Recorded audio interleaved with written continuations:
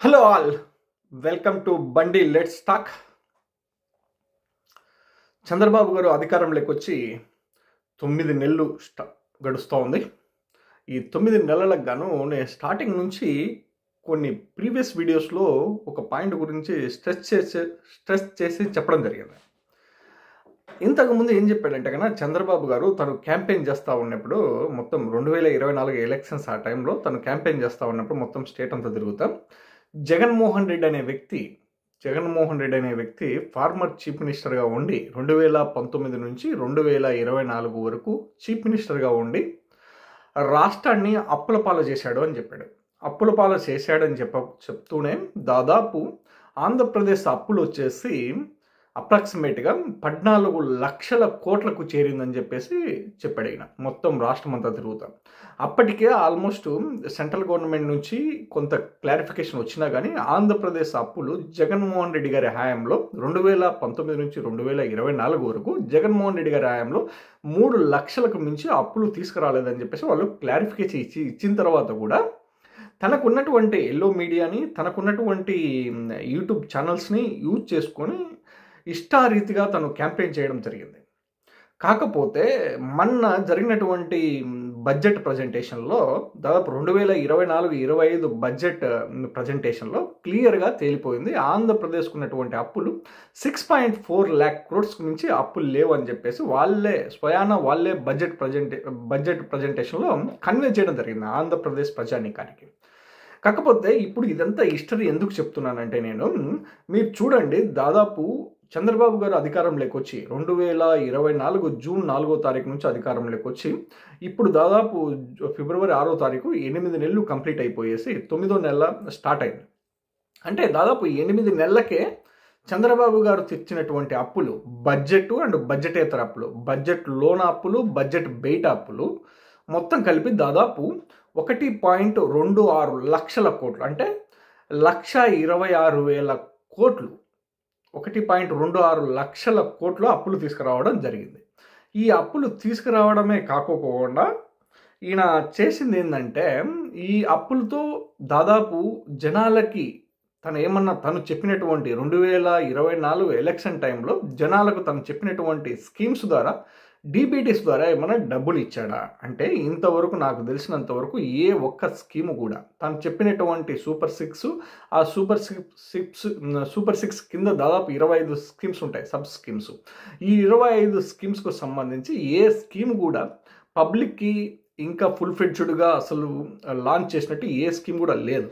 మీరు చూడండి, నేను ఎందుకు చెప్తున్నానంటే ఇదంతా మొత్తం తను చెప్పినటువంటి సూపర్ 6లో ఉన్నటువంటి 6 స్కీమ్స్ ఏవైతే ఉన్నాయో, ఒకటి వచ్చేసి ఓల్డేజ్ పెన్షన్ స్కీము, 2 వచ్చేసి రైతు నేస్తం, 3 వచ్చేసి ఉచిత సిలిండరు, 4 వచ్చేసి పెట్టుబడి సాయం కింద 20,000 రైతులకి డబ్బులు, తర్వాత వచ్చేసి ఉచిత బస్సు, తర్వాత వచ్చేసి మహిళలకి ఎవరైతే 18 ఏళ్ళు వయసు పైబడినటువంటి ప్రతి ఒక్క మహిళకి నెలకు వచ్చేసి 3,000 రూపాయల డబ్బులు. ఇవన్నీ ఏ స్కీమ్ కూడా తను మొత్తం సూపర్ 6లో పెట్టినటువంటి ఏ స్కీమ్ కూడా తను తెచ్చినటువంటి 1,26,000 కోట్ల అప్పుల్ని ఒక్క రూపాయి కూడా వాళ్ళకి ఇవ్వనటువంటి పరిస్థితి. ఎక్సెప్ట్ ఆల్రెడీ ఇంప్లిమెంటేషన్లో ఉన్నటువంటి ఓల్డేజ్ పెన్షన్ వృద్ధాప్య పెన్షన్ ఏదైతే ఉందో ఆల్రెడీ అది ఇంప్లిమెంటేషన్లో ఉన్నది. దాన్ని 3,000 ఉన్నటువంటి స్కీమ్ని 4,000 చేసి ఆల్రెడీ ఉన్నటువంటి పెన్షన్లను దాదాపు 3 లక్షల వరకు తగ్గడం జరిగింది. ఇదంతా పక్కన పెడితే నేను ఎందుకు చెప్తున్నానంటే ఇదంతా దాదాపు నేను ప్రీవియస్ వీడియోస్లో చాలాసార్లు కన్వే చేయడం జరిగింది ఆంధ్రప్రదేశ్ ప్రజానీకానికి. మీరు చూడండి, ఇప్పటి వరకు చంద్రబాబు గారు 8 నెలల్లోనే దాదాపు ఇప్పటికే 1,26,000 కోట్ల అప్పులు చేయడం జరిగింది. 1,26,000 కోట్ల అప్పులు. ఈ అంతా ఎక్కడ తెచ్చాడు, ఏం చెప్పి జనాలకి కన్విన్స్ చేసి తెచ్చాడు అన్నది క్లియర్గా మనం మాట్లాడుకుంటే అర్థమవుతుంది.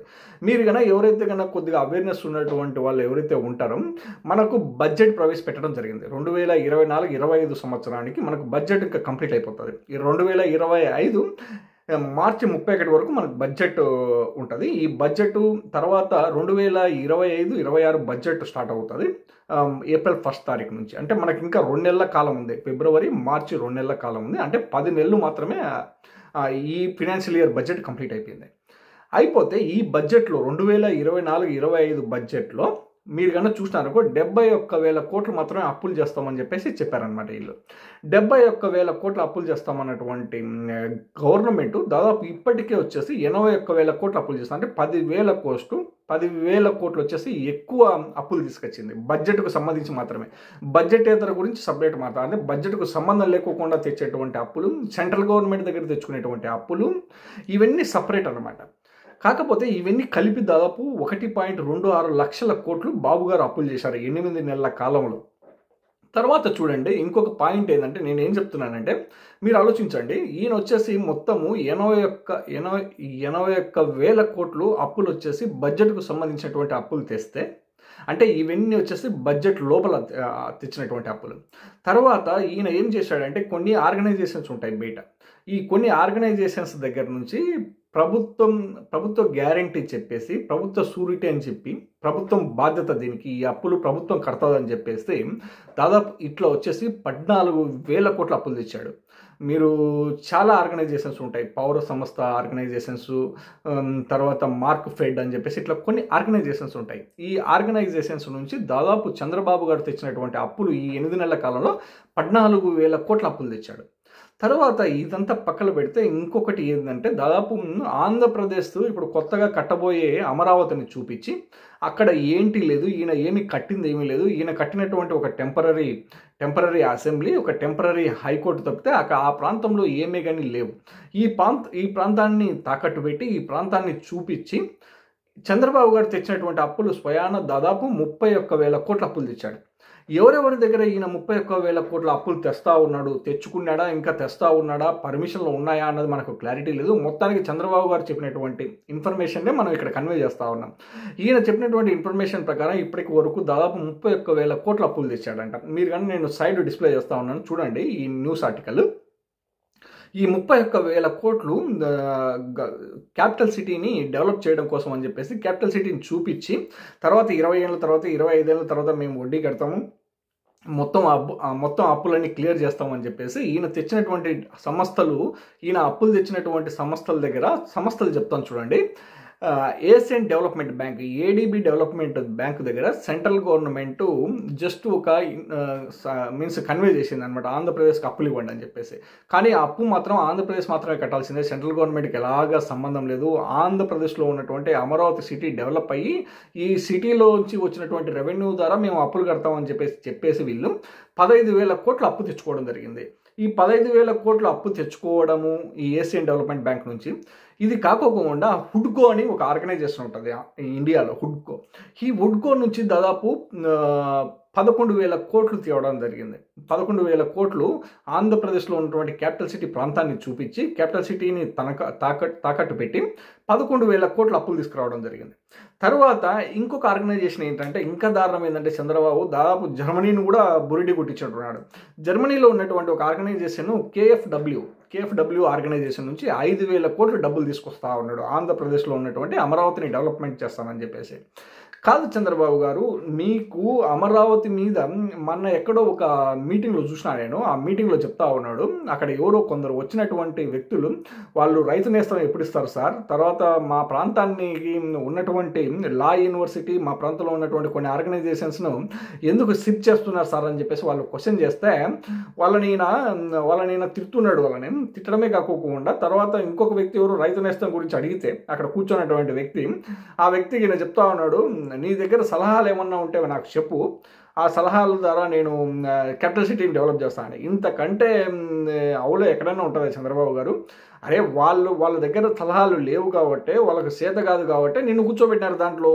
నువ్వేమన్నా ఎత్తుతావు పైకని అమరావతిని, నువ్వు ఎత్తలేనప్పుడు దిగిపో, ఎందుకొరకు పంచాయతీ. కామన్ పబ్లిక్ వచ్చేసి నీకేం సజెషన్స్ ఇస్తారు? నీకు ఆల్రెడీ ఒక అడ్మినిస్ట్రేషన్ వ్యవస్థ ఉంటుంది, ఐఏఎస్ ఆఫీసర్స్ ఉంటారు, ఐపీఎస్ ఆఫీసర్స్ ఉంటారు, కొందరు ఎక్స్పర్ట్స్ ఉంటారు, కొందరు ఫినాన్షియల్ అడ్వైజర్స్ ఉంటారు. వాళ్ళందరి నుంచి అడ్వైజర్స్ తీసుకోవాలి. కానీ కామన్ పబ్లిక్ నీకేం అడ్వైజర్స్ ఇస్తారు? కామన్ పబ్లిక్ వాళ్ళు కన్నా క్యాపిటల్ సిటీ కట్టగలిగితే, వాళ్ళు సంపద కన్నా సృష్టించగలిగితే నీకెందుకు అధికారం ఇస్తారు? వాళ్ళే రూల్ చేసుకుంటారు కదా. కనీసం ఈ మాత్రం కూడా ఇంకిత జ్ఞానం లేకోకుండా అట్ ద సేమ్ టైము దాదాపు ఇప్పటికే 8 నెలల కాలానికే నువ్వు దాదాపు 1.26 అంటే 1,26,000 కోట్ల అప్పు చేసినటువంటి వ్యక్తి ఇంకా 4 నెలలు టైం ఉంది మీకు 1 ఇయర్ కంప్లీట్ అవ్వడానికి. అంటే బాబు రూలింగ్ 1 ఇయర్కు సంబంధించినటువంటి మొత్తం అప్పుల గురించి కూడా దాదాపు జూన్లో కానీ జూలైలో కానీ నేను క్లియర్గా మీకు ఒక రిపోర్ట్ ఇవ్వడం జరుగుతుంది. ఎట్లాగంటే దాదాపు నేను ఆల్రెడీ ఎక్స్పెక్ట్ చేస్తూ ఉన్నాను, అంచుమించు అప్రాక్సిమేట్గా దాదాపు సంవత్సరానికి వచ్చేసి 2 లక్షల కోట్లు అప్పులు చేసేటటువంటి అవకాశాలు ఉన్నాయి చూస్తూ ఉంటే కన్నా. ఈయన చేసేటువంటి అప్పులు ఎట్లా ఉంటాయంటే ఈయన ఎంత దారుణంగా చేసిపోయాడు తెలుసా. 2014 నుంచి 2019 వరకు ఈయన చేసిపోయినటువంటి అప్పులు దాదాపు అప్రాక్సిమేట్గా 4 లక్షల కోట్ల అప్పులు చేసిపోయాడు ఈయన అప్పట్లోనే 2014, 2019లోనే. మీరు చూడండి ఇప్పుడు 2024 నుంచి 2029 వరకు అంటే మళ్ళీ 5 ఏళ్ళ అధికారం ఇచ్చారు జనాలు. విపరీతంగా అప్పులు చేసి అప్పులన్నీ మొత్తం ఆంధ్రప్రదేశ్ జనాల మీద నెట్టేసి వెళ్ళిపోయేటటువంటి పరిస్థితి కనపడతా ఉంది. 8 నెలలకే 1,26,000 కోట్ల అప్పులు చేసినటువంటి మనిషి దాదాపు సంవత్సరానికి అంటే 4 నెలలు ఉన్నదనుకో అప్రాక్సిమేట్గా మీరు చూసుకోండి ఎంత లేదన్నా ఒక 60,000 కోట్ల అప్పులు చేసేటటువంటి పరిస్థితి. మొత్తం కలుపుకుంటే అప్రాక్సిమేట్గా 2 లక్షల కోట్ల అప్పులు చేస్తాడు ఈయన. ఈ 2 లక్షల కోట్ల అప్పులు చేసినా కానీ ప్రజలకు ఏమన్నా పంచుతున్నాడా, ప్రజలకు ఏమన్నా డిబిటీస్ ఇస్తూ ఉన్నాడా, తను తెచ్చినటువంటి డబ్బుల్ని ఎక్కడ ఇన్వెస్ట్మెంట్ పెడుతున్నాడు, ఏ ప్రాంతం డెవలప్ అవుతున్నది, తనకు ఉన్నటువంటి ఒకే ఒక ప్రాంతం అమరావతి ప్రాంతాన్ని డెవలప్మెంట్ చేసుకొని మిగతా ప్రాంతాన్ని అంతా మొత్తం వదిలేసి గాలికి వదిలేసినట్టే కనపడతా ఉంది. ఎందుకంటే మిగతా ప్రాంతాన్ని ఎక్కడ డెవలప్ చేస్తూ ఉన్నాడు, తను ఎక్కడ కూడా డెవలప్ చేసేటువంటి పరిస్థితి లేదు. ఇప్పుడు ఆంధ్రప్రదేశ్లో ఉన్నటువంటి రాయలసీమ ప్రాంతంలో కొన్ని ఆర్గనైజేషన్స్ని అమరావతి ప్రాంతానికి షిఫ్ట్ చేసుకుంటా ఉన్నాడు ఈయన. మరి రాయలసీమ ప్రాంతం ఏమైపోయాలా? ఇప్పటి వరకు రాయలసీమ ప్రాంతం నుంచి వచ్చినటువంటి చీఫ్ మినిస్టర్స్ చాలా మటుకు రాయలసీమ ప్రాంతానికి అన్యాయం చేసినట్టు కనపడుతూ ఉంది, ఎక్సెప్ట్ జగన్మోహన్ రెడ్డి గారు, వైఎస్ఆర్ తప్పితే. ఎందుకంటే వీళ్ళే కొద్దిగా ఇప్పుడు కుప్పర్తి ఇండస్ట్రియల్ కారిడార్ అయితేనేమి, తర్వాత వచ్చేసి ఓర్వకల్ ఇండస్ట్రియల్ కారిడార్ అయితేనేమి, ఇట్లా కొన్ని ప్రాంతాలని డెవలప్ చేసినట్టు కనపడుతూ ఉంది. కానీ మిగతా ఎవరు కూడా ఈ ప్రాంతాన్ని పెద్దగా పట్టించుకున్నట్టు కనిపించట్లేదు మాకు. తర్వాత చూడండి, తర్వాత చూస్తే కన్నా ఇప్పుడు ఈయన ఇంకా 4 నెలలు అధికారం ఉంది కాబట్టి ఈ సంవత్సరానికి ఈ 4 నెలల కాలంలో దాదాపు 60,000 కోట్లకు అప్పులు చేసేటటువంటి అవకాశం కనపడుతోంది. మొత్తం 2 లక్షల కోట్లకు రీచ్ అవుతుంది. ఫస్ట్ ఇయర్ డెప్స్ మాత్రమే. డెప్స్లో మాత్రం అత్యంత అద్భుతంగా పురోగతి సాధిస్తానంటే కనపడుతూ ఉంది చంద్రబాబు గారు. ఇప్పుడు చంద్రబాబు గారు అట్లీస్ట్ ఇండస్ట్రియలైజేషన్ మీద ఫోకస్ చేయండి. ఎందుకు చెప్తున్నామంటే మేము ఇండస్ట్రియలైజేషన్ మీద ఫోకస్ చేయండి అని చెప్పేసి మీరు కన్నా చూసినారనుకో ఆంధ్రప్రదేశ్కి ఏదైతే స్పెషల్ కేటగిరీ స్టేటస్ ఉందో ఆ స్పెషల్ కేటగిరీ స్టేటస్ వస్తే కన్నా ఆంధ్రప్రదేశ్కు రాయితీలు ఎక్కువ వస్తాయి, ఇండస్ట్రీస్ ఎక్కువ వస్తాయి, ఇండస్ట్రీస్ ఇన్వెస్ట్మెంట్ ఎక్కువ పెడుతుంది. ఆంధ్రప్రదేశ్లో ఉన్నటువంటి ప్రజానికానికి 7 కోట్ల మంది ప్రజానికానికి మంచిగా పని కల్పించేటటువంటి అవకాశం ఉంటుంది. దీని మీద ఫోకస్ చేయండి. ఎందుకంటే మీరే చెప్పారు కదా ఇంతకుముందు మీ పార్ట్నర్ ఎవరైతే ఉన్నారో పవన్ కళ్యాణ్ గారు, ఆయన చెప్తా వచ్చాడు ఈ 2019లో గెలిచినటువంటి ఎంపీలకు ఎవరికి కూడా ఉప్పు కారం తినట్లేదు, వాళ్ళకి పౌరుషం లేదు, పోయి పోరాడే శక్తి లేదని. ఇప్పుడు మళ్ళీ పవన్ కళ్యాణ్ గారు ఏడపడుకొని నిద్రపోతాడని అర్థం కావట్లేదు. పవన్ కళ్యాణ్ నీకున్నటువంటి 2 ఎంపీలు ఉన్నారు కదా, ఆయన ఎవరు బాలసూరి ఒకరు, ఇంకొక ఆయన వచ్చేసి టీ కంపెనీ అధినేత అంట ఆయన, కాకినాడ ఎంపీ. వీళ్ళిద్దరూ మరి కారం ఉప్పు తింటారా లేదా, తింటా అంటే మరి ఎంత పౌరుషంగా ఉన్నారు వీళ్ళు, ఎందుకు వీళ్ళు ఫైట్ చేయట్లేదు SCS కోసము, స్పెషల్ కేటగిరీ స్టేటస్ కోసము. స్పెషల్ కేటగిరీ స్టేటస్ కోసం ఫైట్ చేస్తే ఇండియాలో ఉన్నటువంటి 11 స్టేట్లలో మనం కూడా ఒకటి జాయిన్ అయ్యి 12 స్టేట్లు అవుతాయి ఇండియాలో. 12 స్టేట్లకి ఆల్మోస్ట్ ఉన్నటువంటి మొత్తం బడ్జెట్లో దాదాపు 30 నుంచి 35% బడ్జెట్ స్పెషల్గా కేటాయిస్తారు SCSకి, స్పెషల్ కేటగిరీ స్టేటస్కి. అట్లాంటి మనకి బెనిఫిట్స్ వచ్చేటటువంటి అవకాశాలు చాలా ఉన్నాయి. మీరు ఇవన్నీ దాంట్ల మీద ఫోకస్ చేసి ఆంధ్రప్రదేశ్ను పురోగతిలోకి నడిపిస్తారని చెప్పేసి మనస్ఫూర్తిగా కోరుకుంటూ సెలవు తీసుకుంటున్నాను చంద్రబాబు గారు. Thanks for watching so far. Have a nice day guys.